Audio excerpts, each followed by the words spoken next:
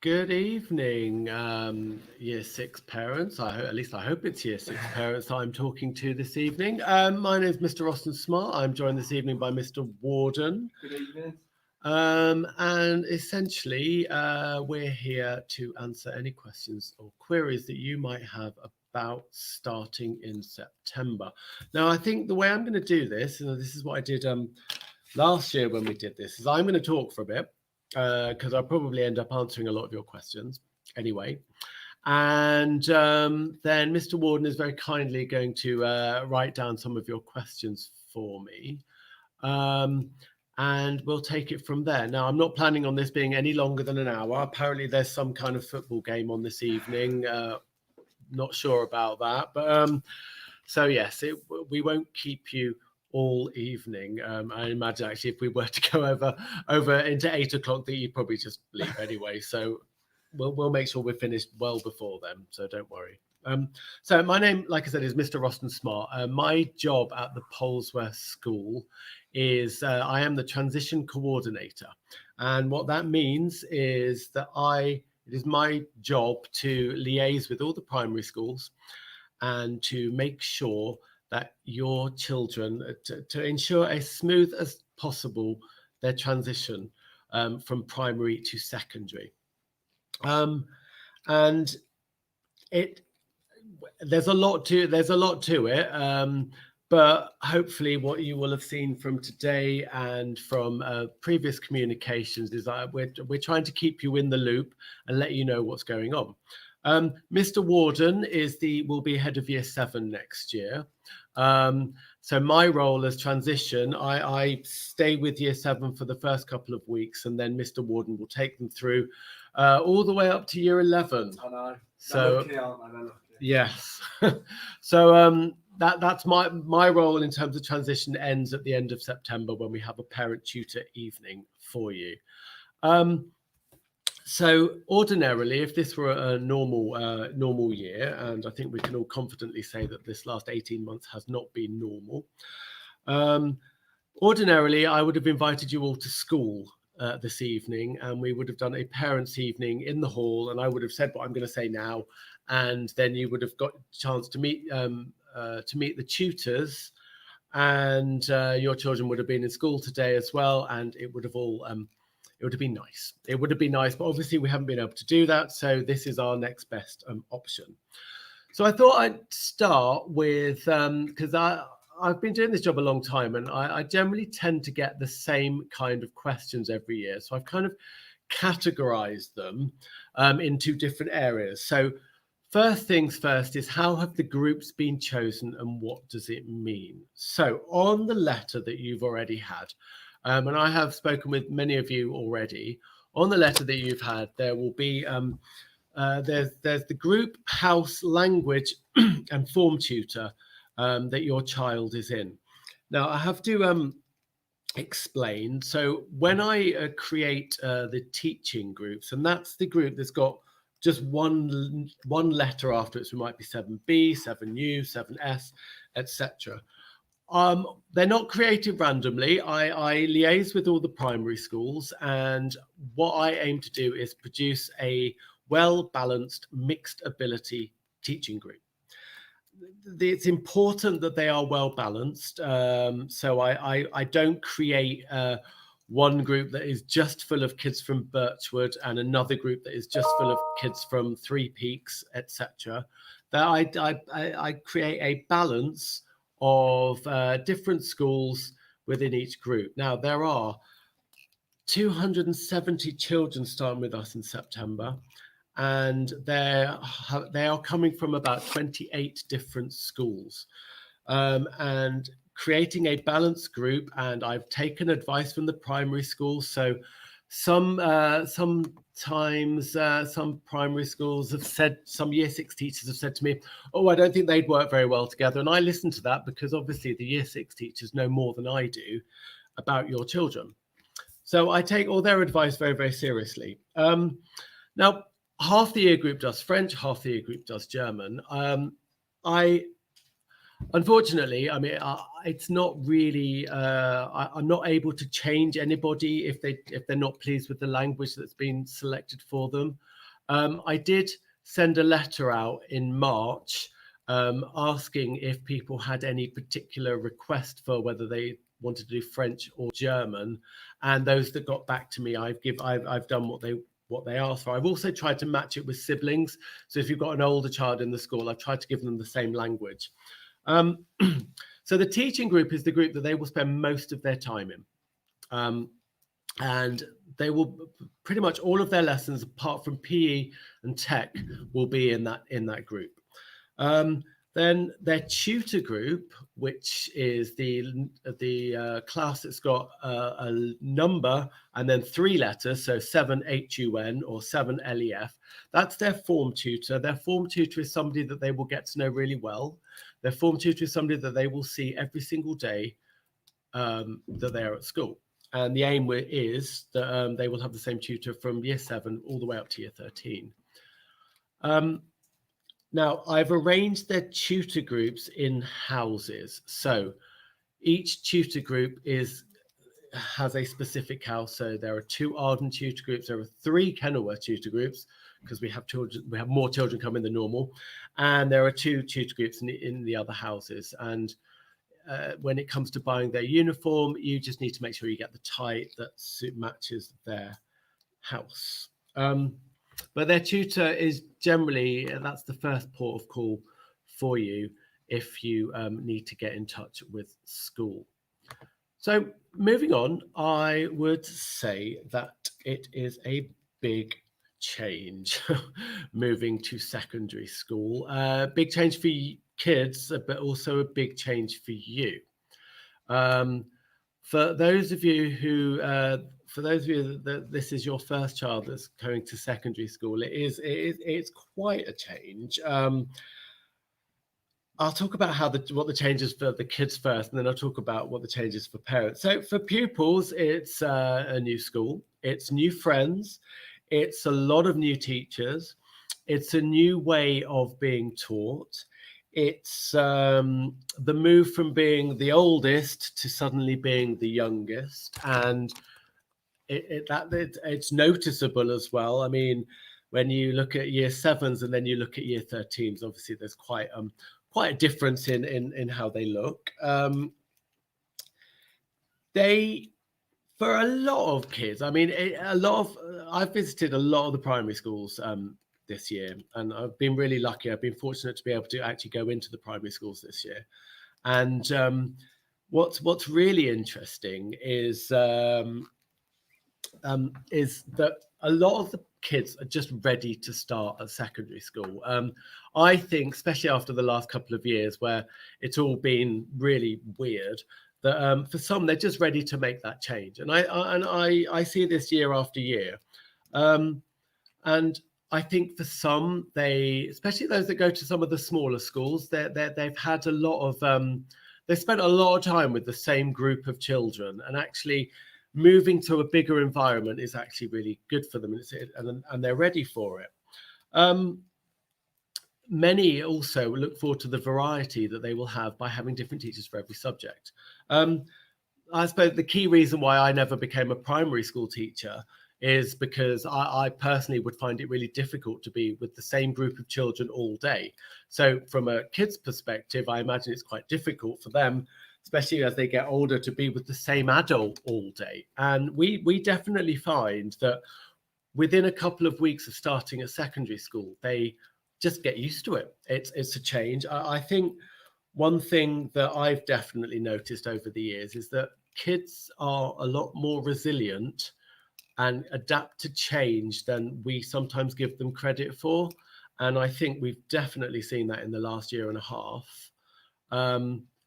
Because obviously, you know, we've been open, we've been shut, we've been working from home, we've been doing remote learning, we've been in school, we've had park closures.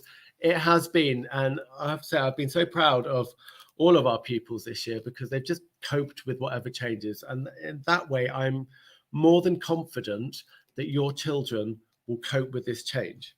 However, there is lots of things available, lots of resources available to help you should you be worried or should your children be worried. And I'll talk about that in a bit when I start talking about our student services team. Now, in terms of a big change for parents, I do think that for some of you, it's a really, really massive change. And I get that for a lot of parents, it's also quite an anxious time, your child going to the big school. And I just tell you, these are some of the changes that I've realized over the years. So one, you're not going to know all your kids' friends anymore. When you're at primary school, like even like our bigger primary schools like Birchwood, you pretty much know all your kids' friends. You're not going to know that anymore. They're going to talk about people that you don't know. It's a lot harder for you as a parent to know what's going on all the time with your kids in school. Two reasons, really. One, they're not going to tell you anymore because as they become teenagers, they're not going to communicate in the same way that they might have done when they were younger. But secondly, there's a lot going on. There's a lot going on. They're walking around, they're moving around, and they might not want to tell you so much. We're going to help you through that. We will keep you as involved as possible. You'll have seen already that we've started to communicate. I've been sending you emails quite often. Mr. Warden sent you an email yesterday as well. We will do that. We like to keep you in the loop. But a couple of things I would also suggest is this mainly goes out to dads, and I'm sorry if I'm being in any way sexist, but again, this is just experiences talking there. Sometimes dads or older siblings like to wind up their kids with horror stories about what it was like at high school. I have been teaching at Polesworth for nearly 20 years, and I've yet to find anybody that's had their head flushed down the toilet. Although that is still a story that a lot of parents will, or a lot of older siblings will tell their children. It doesn't happen. If you feel that your child is really anxious, winding them up probably isn't the best thing to do. I always think, and I say this every year, and I would avoid, if possible, calling or texting them during the day as well. I think that trust us that if there's something wrong, we'll get in touch with you. I think a lot of people now do this. There'll be a lot of texting during the day. Are you okay? They'll be fine. It's probably mainly more for your peace of mind. If, however, you do need to see someone in school, then you need to get in touch with us. And I don't mean this in a harsh way at all. If you turn up at reception, there's absolutely no guarantee that you will get to see the teacher that you want to see.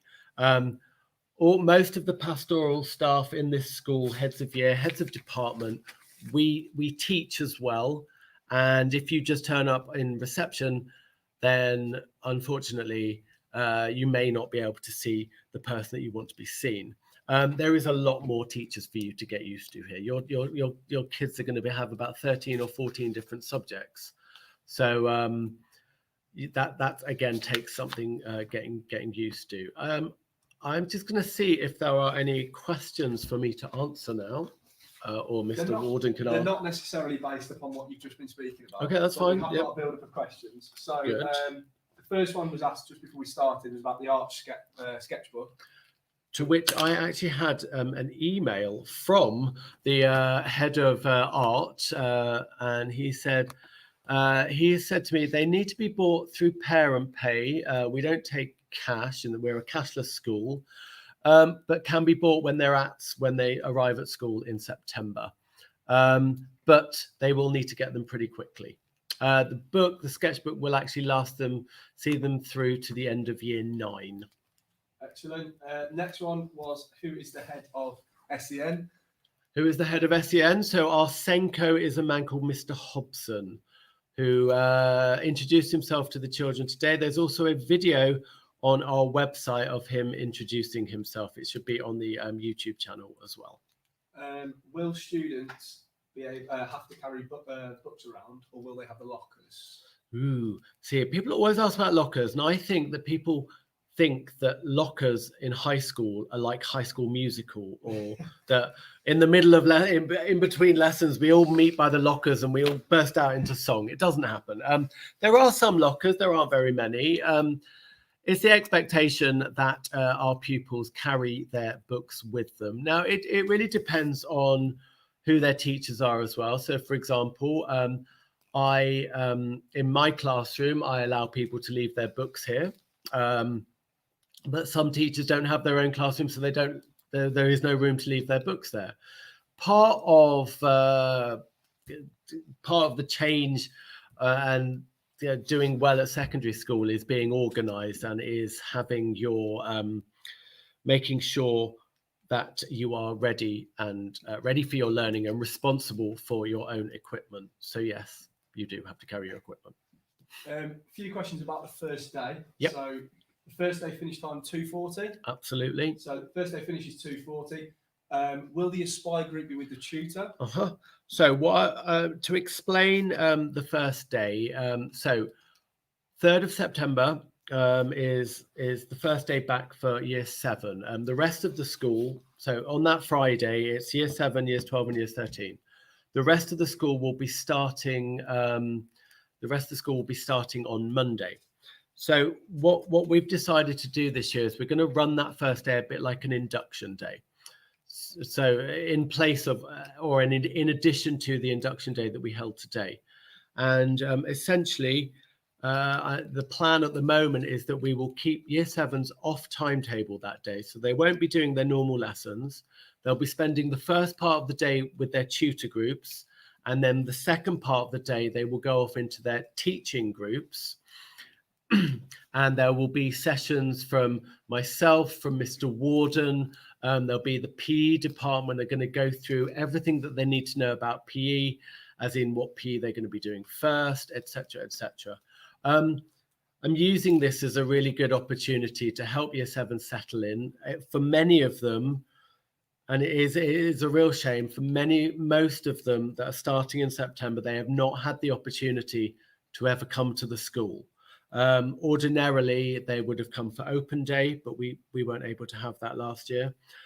They would have come in to see the school play. We usually run a couple of extra transition days. We haven't been able to do any of that this year. So I do completely understand the anxiety and nerves surrounding that first day.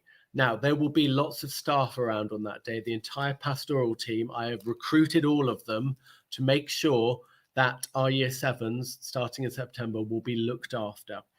And there'll be more information over the summer as to what that day will consist of, but it's off timetable.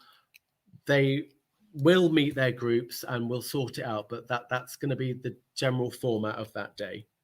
Another one based upon the first day. Will the school buses be running on the first day? As far as I'm aware, they should be, because it's a proper school day. There's one that I know I can answer. So Izzy, username Izzy, you've got your daughter has 2 tutors registered. It's because both members of staff actually work part-time, so the tutor group is shared. Okay, so that's why you will have 2 tutors' names written down for that one. And what about PE kit? Right. So PE kit. So like I said, on that first day, and by the way, I've just seen another question. When you arrive on that first day, you go straight to the hall, and we will direct you. So there'll be members of staff at the gate. There'll be members of staff just on the road. You can't actually see my hand. On the road. On the pathway leading down to the hall. And actually, there's a video on YouTube and on Facebook which shows you the title of the video is "Where Do I Go on My First Day?"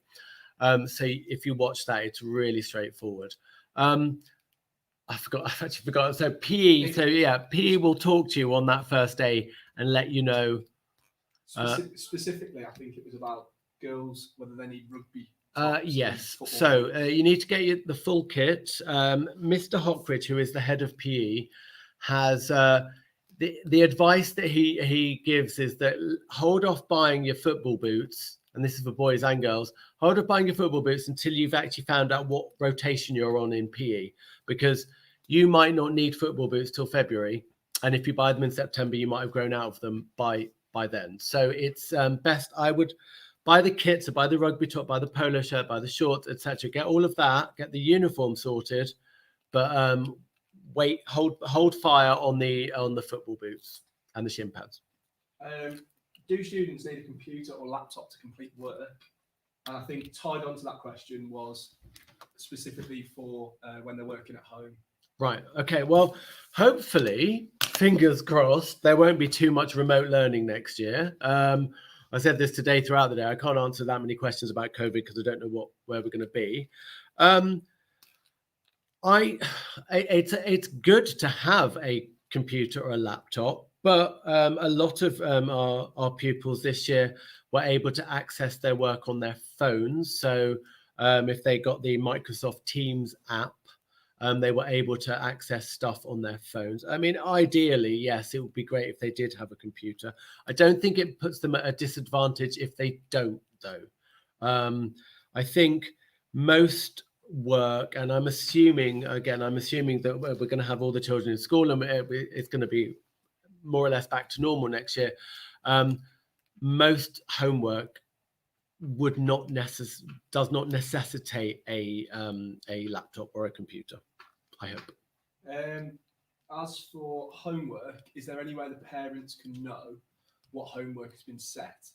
Ooh, that's a really tricky one. Now, we do have each of your children will be given in September, they'll be given a planner. And the planner is basically a diary. And in that diary, you're meant to write down your homework. At the moment, we trust our pupils to write down their homework, and teachers do insist, get your planners out, write down your homework. Some teachers will still be setting work on Teams as well to do homework. I definitely do that for the older children. I set an essay, I set it for them on Teams. Or if it's easier to not print out a load of resources, it's easy absolutely. to put them on Teams. Yeah. So that's how we are looking at homework. I know a question you mentioned earlier that you thought would come up. Cashless payment system. Yes. How does it work? So cashless pay. A lot of your primary schools will already be doing this. We will say you will get a letter the first week of the holiday, which will ask you, which will give you your details to how to register your parent pay account. It will also give you a PIN number. Now, in normal circumstances, on the first day, we take the kids, we take their thumbprints, and it's a biometric thing. And when they go to buy their food, they use their thumb. We've been using PIN numbers this year, and you'll receive that PIN number. Obviously, if it doesn't quite work when we first start, we're not gonna let them starve. We will sort it all out for you. But you will get a letter, and then everything that you need to buy through school and trips when they're a bit older, that will all be done through parent pay. But you should get a letter the first week of the holiday. Excellent. A few more left. I can answer this one. Great. Will there be a Facebook group for Year 7? There won't be a Facebook group for Year 7 starting in September. I know there was one for last year, but I think due to the fact that there was so much in and out of school due to lockdowns, I thought that it was appropriate, and I feel like that's why Mr. White did it. There won't be one from September, but obviously I'll be accessible by email, and obviously I can give you a call at any point if needed. Sir, back to you. Will all students mix in September, or will they be kept in year groups? That's a really interesting question, because I mean, I'm going to say no, but not because of COVID, just because of the way that our day is staggered. So for lunchtime, for break time, we have two different break times. So some year groups are on break at 10:30, and then some year groups are on break at 10:50. And then likewise with lunch, we have 3 sittings for lunch, and Year 7 at the moment are the only year group that have lunch at the time that Year 7 do. So the older kids either have a lunch earlier or lunch after them. So at the moment, it's literally the only year groups that year 7 will see at lunchtime are year 7. There will be mixing in terms of walking around the school and in between lessons. For example, if your child has got English and then there's also a year 10 group that got English at the same time, they will see each other because it'll be in the same building. So no, we're hopefully we'll be out of restrictions and everything will be back to normal, but who knows? Excellent. Yeah, one more point I'd like to add is quite a few of you have mentioned that either Sarah or myself has mentioned things that have already been said today. Places you can go to find that information is either the YouTube page, Facebook, or the school website. Is that right? Yes, yeah. So the school website, Facebook, YouTube, and you can rewatch what was played earlier. I've got average cost of a school meal. Yeah, I've just seen that question. So average cost of a school meal, actually, do you know, I've got, and I'm going to send this out. I might send this out to all parents in the next couple of days, actually. So an average price of a school meal, I actually have a document that I've been working on. So if you're entitled to free school meals are the equivalent of £2.25 a day. For a meal. Now, with that £2.25, so I would say that an average meal is about the price of a free school meal. With that, you are able to get something from the Pasta King or the Panini Bar, a sandwich, any hot meal. So there are lots of things you can get. I reckon no more than like £3 is ample to get yourself a lunch. But what you then also have to think about is there's break as well. And the canteen will, I'm hoping, be open at break times as well next year. So I think what a lot of kids do is they'll get their lunch in school, but they'll also bring some snacks with them for the day. I certainly do that. I have to eat little and often is how I eat. So no, that's typical. You do not have to book them in advance either. You can pre-order, but that's not. I know in primary schools, and I've seen this in lots of the schools that I've been at. You get to in the morning when they do the register, and it's like, do you want lunch A, B, or C? They're like, none of that. It's a proper canteen, as in there's a lot of choices, different counters. So you, don't worry too much about that. Water bottles are allowed in class, yes. It is expected most of the time that if a student wants to have a drink, they just simply ask the teacher. 9 times out of 10, the teacher will turn around and say, if anybody else wants to drink, by all means you can do. It just avoids people sitting there and messing with the bottles and accidentally spilling the bottles. It's just to prevent that. But yes, they are allowed water bottles in lessons. So I've just seen one of the questions here, yeah, and it's there's 2. Do we need to complete a task before we join the high school? Well, I've set some work. Ideally, yes, I'd love the transition book that I sent out, which I do have a copy of somewhere around here. The transition book that was sent out last week when I sent out that pack. I'd really like them to have a go at starting that, because that's really about their fears and their hopes and dreams about secondary school. It's not compulsory, but I think it will be helpful. And then I've just seen here as well from Mr. Garland, the teaching groups based on houses. The teaching groups are not based on houses. The tutor groups are. The teaching groups are completely mixed. So that I have had to make some changes where I've not known about a sibling, and I like to keep siblings in the same houses. But other than that, the teaching groups are not based on houses. Got another one. Time of the start of the first day. So 8:30. We start school at 8:30 every day. I always get a little bit intake of breath sometimes when I say this in the primary schools. And I think the thing with it's 8:30, but it's actually we actually start at 8:30. It's not a 8:30 for 8 to start 8:40. Lesson 1, period 1 starts at 8:30 in the morning. And we register. I mean, they get registered in every lesson, but our registration time or our form time, or the time that they spend with their tutors, is actually at 10:50. So literally, they go straight into period 1. It takes a bit of a while to get used to it. it can be a weird thing going straight like to the other side of school, possibly first thing in the morning, but they do get used to it. And I always recommend that try and get to school by about 8:15. Those of you, but if you're getting the bus to school, then that's around about the time that they arrive. If the bus is late, then obviously we're not going to. Your child will not. There won't be consequences for the bus breaking down, and trust me, we've had that many times over the years. And those of you that are dropping your kids off at school, just be mindful of the fact that there are 1,600 or just short of 1,600 students in the school, and they're all arriving at the same time. Same at the end of school as well.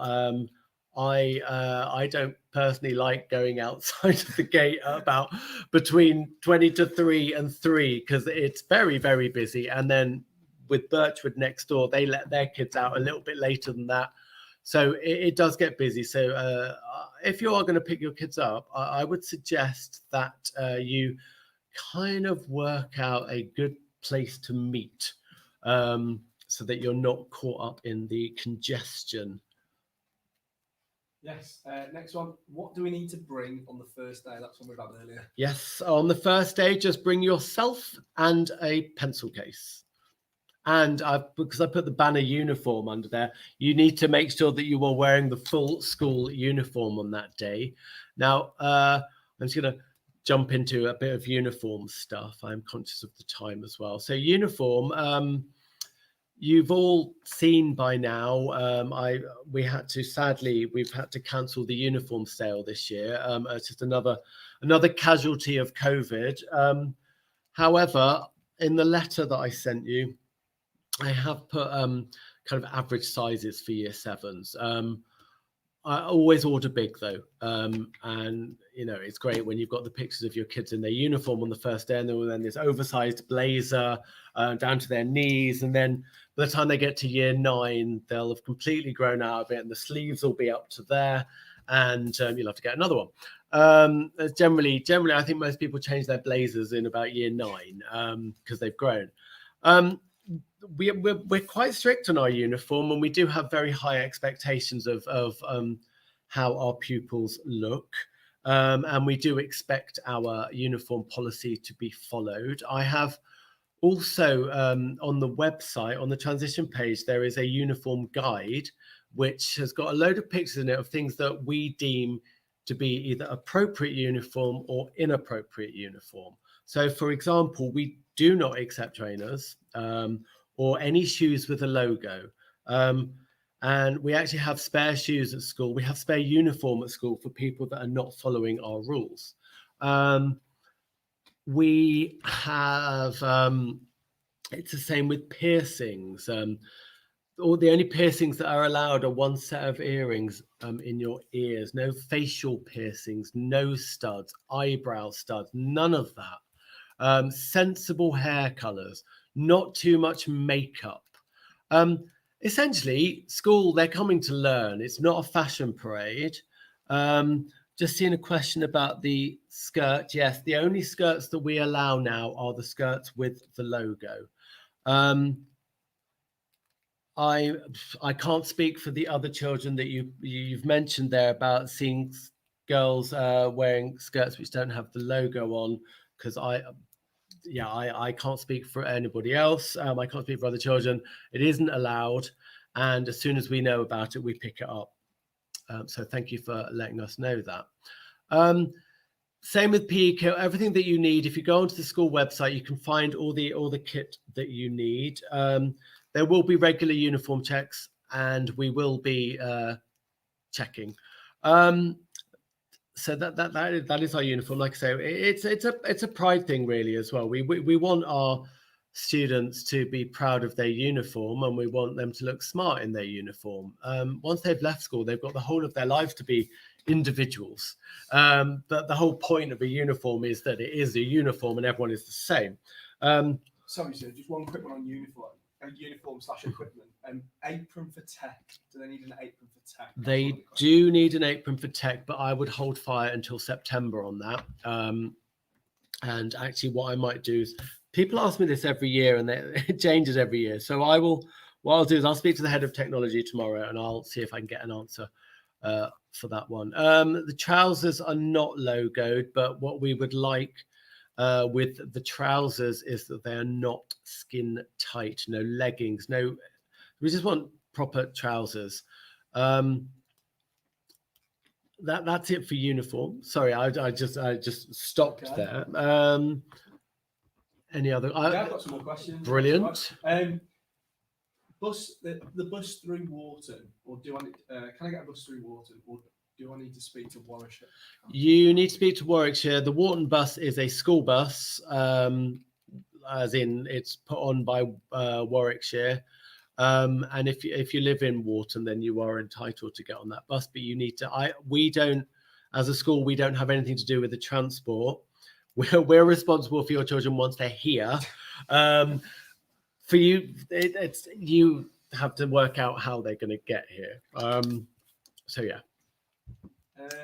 Break and lunch times, length and when they are in the day. Right. So break for year 7 it's either 10:30 or 10:50. So I think it's 10:30 to 10:50, and then lunchtime is 12:40 to 1:10. We only give them half an hour for lunch, and whereas I think, well, for the first couple of days, we'll give them a bit longer because it always takes, it is a bit of a culture shock, actually, being able to have choice. And it does always take a little bit longer for the first couple of days. But it's half an hour. That's more than enough time for them to get their food, to eat it, and then go and run around the yard for a little bit, because that's generally what year 7s do. Burn off some of that energy. Still on, where's my other question about food? Oh no, you've answered that. Perfect. What support do we have for students with SEN? Okay, so we have quite a large inclusion department, so we have our Senko. We have Mrs. Smith, who is also who is one of our inclusion managers. We have several TAs. Your best bet, actually, if you have any direct questions about inclusion and support that's available, is to actually just get in touch with me or Mr. Hobson directly. I would, it's because it's not really the kind of thing that we can discuss here. I mean, there is lots of support available. There are teaching assistants. We have a learning support base. But yeah, I think if you've got any concerns or anything, just get in touch with me directly, and then we will. I'll answer any specific questions. Do they get time to get used to everything as they go around the school before any sanctions are given? I could be really nasty here, couldn't I? Yes, no, of course. We, there's a settling in period. There's a honeymoon period, and I say this to whenever I visit children in primary schools. I will always say that if you get lost in the first couple of weeks, it's really not a problem. And the chances are, if you get lost, it's going to be all of you that get lost, because you travel together in a pack, because you're a group of 30 and you move from one room to the next. If you still get lost in March, then I think obviously we need to have a bit of a conversation about that, because I promise you, the site is not that big. If you have a look on the website, on the transition page, and you see the 3D map, it's really not that complicated. I know, and again, this is through years of experience with this, the thing that most people are worried about is getting lost. And by the end of the first week, they know their way around. And what makes it more straightforward is that each building houses a different department. So they know that if they've got history, they come to Nethersole building. If they've got geography, they go to Editha, top floor. And you'll be amazed at how quickly they pick it up. However, I do think, I'm generalizing a lot here, and I am fully aware of the fact that for some people, it does take them a little bit longer to settle in. And because of that, we do have a lot of support in place. And not only do we have our inclusion department, we also have our student services department. And within that department, we have got 3 student support managers, and they are non-teaching members of staff whose job is there to look after the welfare of our students. They are also part of our safeguarding team as well. We also have we have 2 behaviour managers. We have a restorative practice coordinator. We've got lots and lots of non-teaching staff whose job it is to make sure that your kids are okay. They've also got their head of year, their assistant head of year, their form tutors, lots and lots of staff. I mean, it's easy for me to say this, and you might not believe this just yet, but experience tells me most of our children are fine by the end of the first month. They'll be exhausted because they're not used to walking around so much, but most of them will be fine. But if there is any issues, you've got to let us know so that we can help you. And that might be issues with getting them to school in the morning. Might be issues with certain subjects, with other pupils in the groups. Now, the groups that we've created, like I said at the beginning, they're balanced groups, but I don't always get it 100% right. And sometimes after a couple of weeks, we might revisit some of the groups because that balance hasn't worked or whatever. We're not completely rigid on this. So, we like to give things a couple of weeks, see how they settle in, and then reassess if necessary. Equally, sometimes, I've just admitted that sometimes I make mistakes, but sometimes your kids will make mistakes as well. And we have a behaviour policy. I'm not going to go into our behaviour policy at the moment because that is something that we would talk a lot about when they start with us in September. But we do have very high expectations of our students, and we do expect our rules to be followed. I'm just going to give you 3 things, the 3 R's. We expect our students to be ready, respectful, and responsible. Ready to learn, responsible for their own actions and their learning, and respectful towards each other, members of staff, and anybody in the school environment, and even outside of school as well. And however, sometimes kids make mistakes. And also, this will come as a shock to you. Sometimes kids lie to their parents, and sometimes kids lie to teachers as well. Generally, we're pretty good at investigating incidents that have happened. There's a lot of us that do it. And, your kids, they will make mistakes. And that's part of the growing up process. And the idea is if they make a mistake, then they learn from it. And some of your kids will get detentions, okay? The vast majority of kids don't get detentions, but some of your kids will. And it might be for something as simple as they've forgotten their PE kit. And that's all part of being responsible. That's all part of being ready for your day. It is up to you. I always pack my bag for school the night before because I don't want to be rushing around at 7 o'clock in the morning trying to find the stuff that I need for that day. Even more so for our students. Like if your child has got PE and food technology on the same day, and they tell you at 8:10 in the morning, Mum, I need my ingredients for my fruit salad, there's not a lot you can do about it at that time if you don't have it. So it's about just working with us and working with your children to make sure that they are ready for that. It is, like I say, it's all part of growing up. It's part of that journey into teenagedom that I'm sure those of you that have already got teenagers are really looking forward to having another one. And those of you that haven't got teenagers yet, I bet you can't wait. It's an interesting time. But I jest, but it is, for me, for Mr. Warden, the way things will work is if we're all on the same page and if we all back each other up for it, when things have happened. And I think, bear with us when we're investigating an incident. We may not get to the truth in 5 minutes. It may take us a little bit longer once we've interviewed everybody. But please trust me when I say that when we investigate incidents, when things happen in school, we take it really, really seriously, and we speak to lots of people. We get statements from witnesses, etc., etc. I would always recommend that if there's been an incident at school, that you just let us deal with it as well.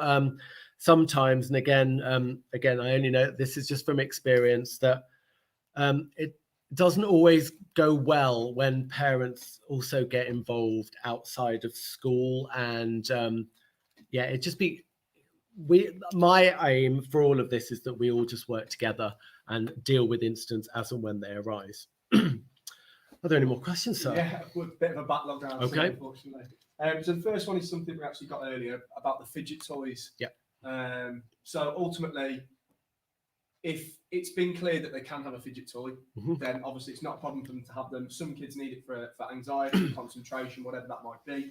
We'd appreciate it if you made contact with the school before you sent your kid in with a fidget spinner or a fidget toy, just so we're aware, because otherwise there might be an incident in a lesson that me or sir or anybody doesn't know about, or even the tutor doesn't know about, where the student could get into trouble, and obviously that's the last thing we need.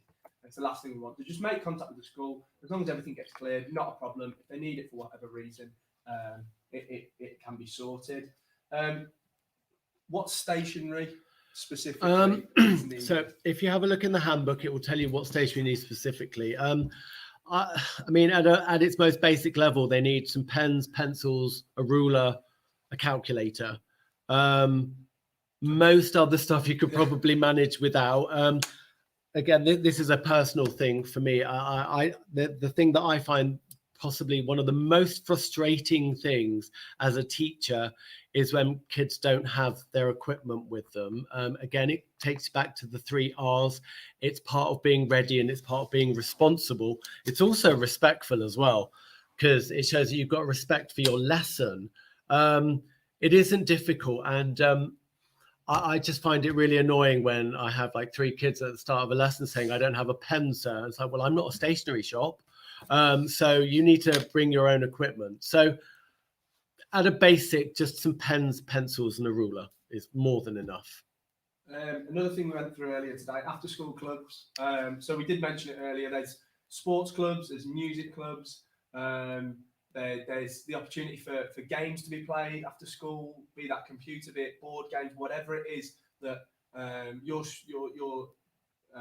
students have an interest in, can all be something that they can get involved in. As I said to them earlier, actually, if there's something that we're not offering that a group of students wants to get involved with, they only have to ask, and it wouldn't be difficult for that to be put on.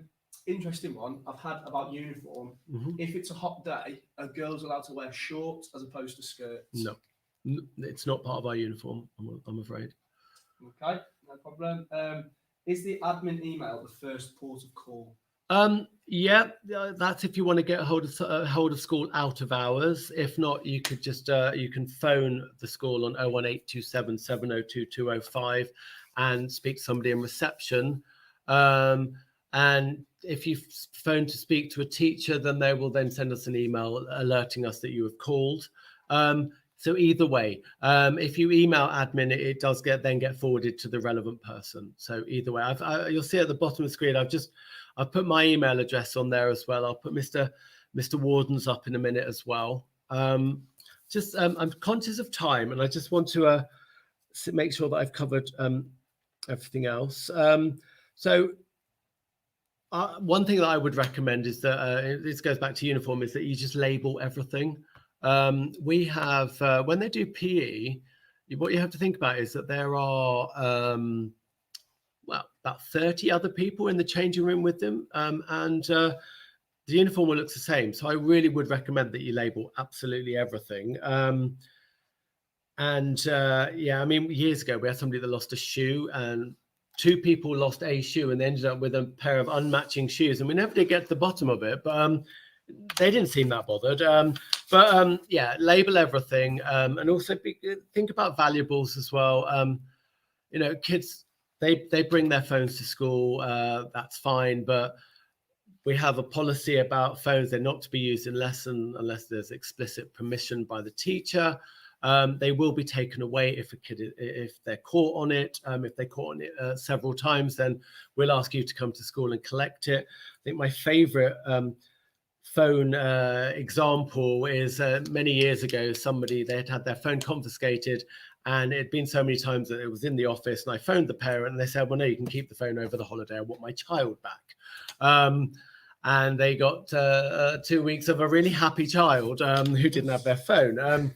But everything's in good measure. But the reason I say that about phones is because ideally they have them, they're on silent and they're not using them at all during the day. But I do understand that there may be some circumstances where you do need to speak to them, or they need to speak to you. They've decided to do an after school club and you don't know about it. So we get that. But I suppose I was talking about valuables, wasn't I? So if your child drops their phone or breaks it, that is their responsibility, however, and that goes with any piece of equipment. They just need to be careful. You need to kind of just look after their belongings. I would also like to just mention just a little bit about organisation. Like I said, pack your bag the night before. I would also take a copy of their timetable. Now, you'll be able to see their timetable before they even start school in September. It'll be on My Child, which you've already all got access to because that's how I've been communicating with you. So I'm hoping you've still got My Child.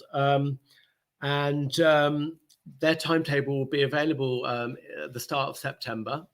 And I would always recommend you print that off so you can see what lessons they've got. I think it's also really valuable to have a good routine, a good sensible bedtime, a sensible getting up time. These all sound like real basics, and they are real basics, but it's really important. I would also, if you can, try to stop your children from gaming before they go to bed. My sister has 3 young boys, and their phones are taken off them when they go to bed because their phones do not go in their bedrooms with them. And I think that's a great idea. I think kids can be a little bit sly. I'm sure you know this already. So you just need to be a little bit careful with their usage of their phone. And again, that's their responsibility. I think almost done, actually. I've just seen the question. If you label everything, it will be returned to you if it ends up in lost property. Parents' evenings. There is going to be a parents' evening just for year 7 at the end of September, and then there's another one later in the year. The one at the end of September is more of a settling in thing, just to see how they've settled in. That's also the day that I will hand over fully to Mr. Warden, and I will then go start working with the next intake. I've got two questions here, so sorry, they've been a while. That's all right.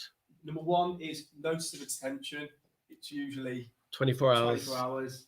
And the other one was, can you just confirm the skirts with the logo? Again, I think they just wanted it. They just said, can you just confirm that they need a skirt with the logo? If you have the skirt, it has to be the one with the logo, not any other skirt. So basically, welcome to Polesworth. This is, there's a lot to take in. There's a lot of information. Both myself and Mr. Warden, we're going to stay online for about the next 5 minutes. So if you have any more questions, then great. If you, I'm not sure. Hang on, that's the wrong spelling of my email address. If you so like I say, if you've got any more queries, do let us know. I hope really that today has helped to calm some nerves that people. Actually, I've just seen a question about medicines. I'll mention that as well. Actually, I hope that today has been valuable and useful for you. My general impression from parents and incoming students is that it's a nervous, excited about starting, and it is, and it is a big change. And I think especially those kids that are coming on their own or are coming from the really, really small feeder schools, I think it is a big change, but it's also quite exciting because it's something that you've known has been coming for a long time. We want you and your children to enjoy their time with us at this school and to make the most of it. Join in, do extracurricular things. Just, enjoy being a kid, because I know it's a real cliche and no child ever believes this when you say it to them, but it really is the best time. and enjoy it. And it goes quickly. And it goes really quickly. And we don't, school is really important. It's about getting your qualifications, but it's also about growing up. It's also about becoming the adult that you are going to be. And whilst it's hard to imagine at the moment, they're 11 at the moment. When they leave us, they're going to be 18. They're adults then. And yeah, it's enjoy it. And as I said, if you've got any queries at all, get in touch.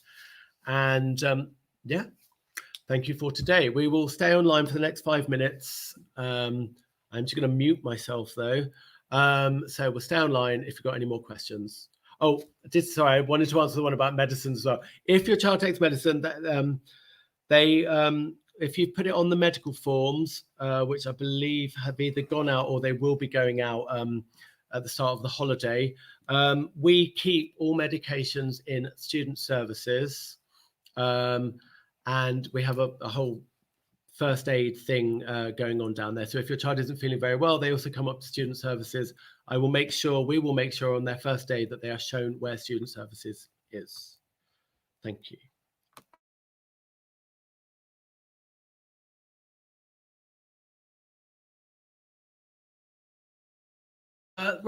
Just in the question about the sketchbook, it does need to be the one from the school shop. I think mainly because it's the right size, and it's at a subsidized rate for you. What pastoral care is it for children with anxiety? Good question. So the pastoral care, so I said earlier, we have lots of people in our pastoral team. The main people for children with anxiety, and believe me when I say that your child will not be the only person that is suffering from anxiety, our student support managers are the best people for that. So our student support managers, who are Mrs. Bailey, Mrs. Williams, and Mrs. Grigg, they deal with, on a day-to-day basis, pupils' pastoral care. They've also got their form tutor, their head of year, their assistant head of year. There are lots of people.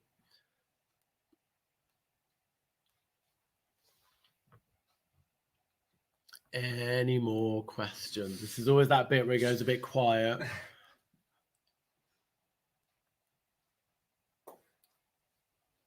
That's okay. Oh. Yeah, I just go for that sketchbook, the one that for year 8. I think it's all the same. Can you please email me the details? I can do.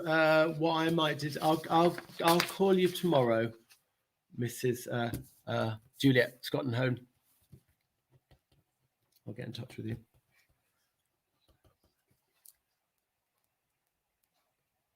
That's good to hear. Yeah, that's very good. Thank you, Mr. Caldicott.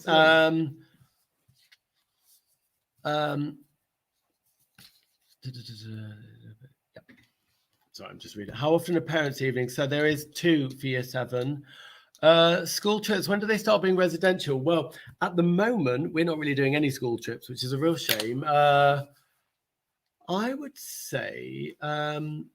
we're planning one in geography. Okay, go for it, Mr. Warden. We're planning one because we would we find when we get to GCSE, a lot of the students have no perception of field work whatsoever. So we're actually planning one for year 7s next year. Wow. And then again in year 8. So it could be back-to-back years where they get to go. And then obviously if they choose geography for GCSE, they'll get to go on 2 more in later years. So fingers crossed. Yeah, fingers crossed. So there's also traditionally we do a France and Germany trip at the end of year 9. I like that trip. I go on that trip. And then we have the trips I would say they get better as they get older. So a couple of years ago, we took A-level history and A-level politics to New York and Washington, which was an awesome trip. But they do, and we give you plenty of notice. We don't expect them to be paid in one day. And if it's one of the bigger trips, then we pay it in chunks. So there's plenty of notice. We don't do same-day detentions. We always give you 24 hours notice on a detention. Detentions are either half an hour, 45 minutes, or an hour. It doesn't even let teachers set them for the same day. It has to be set when you go onto the system. It has to be set for a minimum of 24 hours. Okay, so I'm going to end the broadcast now because I'm conscious of the fact that I know that Mr. Warden wants to get home to watch the football, and I got to get all the way to the other side of Birmingham, so I need to get home as well. So thank you very much for your thank you very much for all your questions this evening, and thank you for your support so far in this what I can only describe as strangest of worlds that we live in at the moment. But yes, thank you very much for this evening, and I will say goodbye there. And to you, Mr. Warden. Excellent. No, thank you. It's been nice to have this communication with so many of you, and I'm looking forward to September, and I hope all the students are as well. Let's hope so. Anyway, take care of yourselves. If you've got any problems, any queries or anything, just contact me on the email below. Thank you. Thank you. Bye-bye. Bye-bye.